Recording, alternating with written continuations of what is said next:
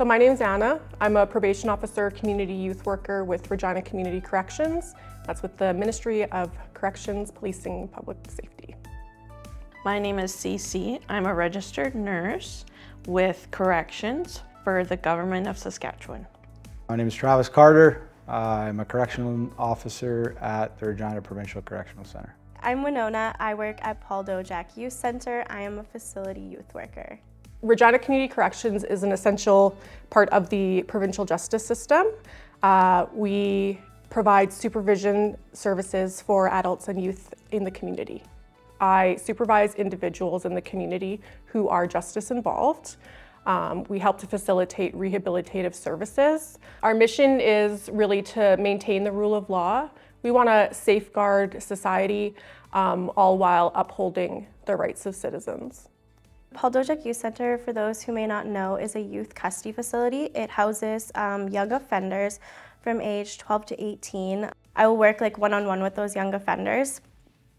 We do lots of programming with them. Anything related to their admission and their discharge, if they're on my caseload, I will take role in that. Our programming focuses on their high-risk areas, so we'll work on the education, family, their social skill development. Lots of things we'll just work on while they're with us, and we'll target those high-risk areas while in custody and as well as out of custody. I work in a provincial correctional centre for the Government of Saskatchewan. As a registered nurse in a provincial correctional centre, my role is responsible for coordinating health care for the clientele that are incarcerated. Typically we house around 700 offenders, both sentenced and remand. So on the sentence side of things, basically for those that don't know, any individual who is given a prison term sentence of 2 years less a day will spend time in the provincial system. And if you're arrested in southern Saskatchewan, that means you'll be at our facility in Regina. Anybody who is arrested and then eventually sentenced to anything over 2 years will be transferred to the federal system. We also have a remand center in our facility, so anybody that's arrested and remanded into custody, regardless of what crimes they may have committed, will spend time on remand until they're eventually sentenced.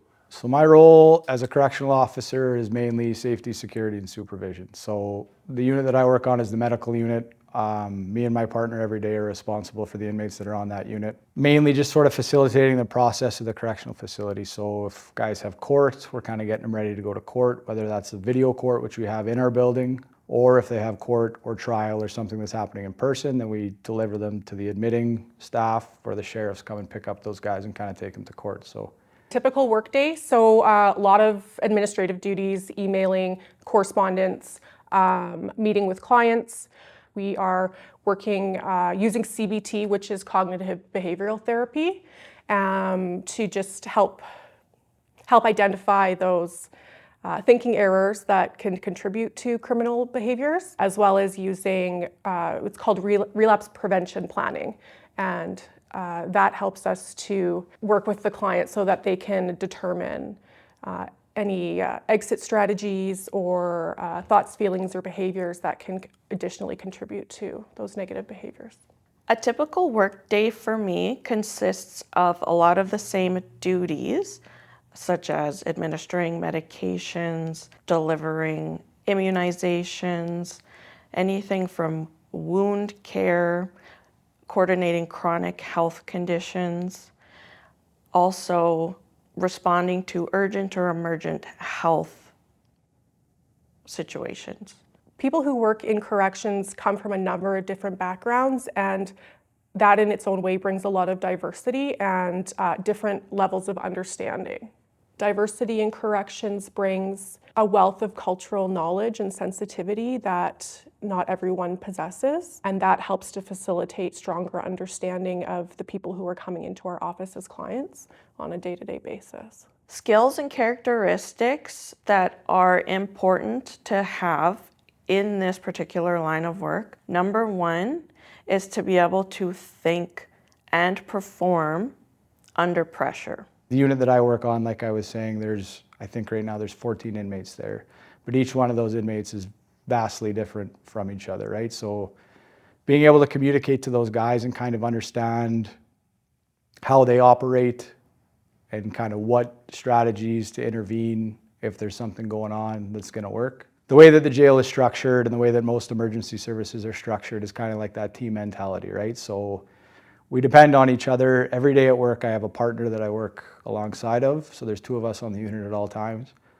So you kind of got to look out for each other if something's going wrong, right? Good communication, de-escalation techniques, awareness, healthy coping mechanisms, be able to manage your stress, know how you respond in a very high stress situation so that you can accurately respond. Considering the incarceration for Indigenous people, I would definitely say learning about them and their culture and how we can reduce recidivism would be a huge one in helping you and your skill set within the job. I would say most importantly, empathy. It really helps to understand the challenges that our clients are facing. Adaptability. The landscape is always changing. I guess the best way to put it really is you have to be ready for anything to make sure that we're supporting them in the best way that we possibly can. Like for somebody starting out, there's a lot of opportunity, always looking for new people. The demand for professionals in community corrections is constant. We don't just have probation officers within our office, we have administrative roles, we have sentence management, program facilitation, so there's really an opportunity for everybody. I love interacting with the youth. As much as you can teach them things about dealing with their own criminal history and responding to situations differently, they teach you so many things. So it's lots of fun interacting with them, learning more about like their lifestyle and just who they are as people, because you really do get a lot of one-to-one interactions. It can be quite fun. So I think that's my favorite part of the job, is just interacting. I love my job. I love my facility that I work in. I love the clientele. And most importantly, I love my team that I work with. This is a very unique place to work. So having a team of nurses that have experience in different backgrounds is essential.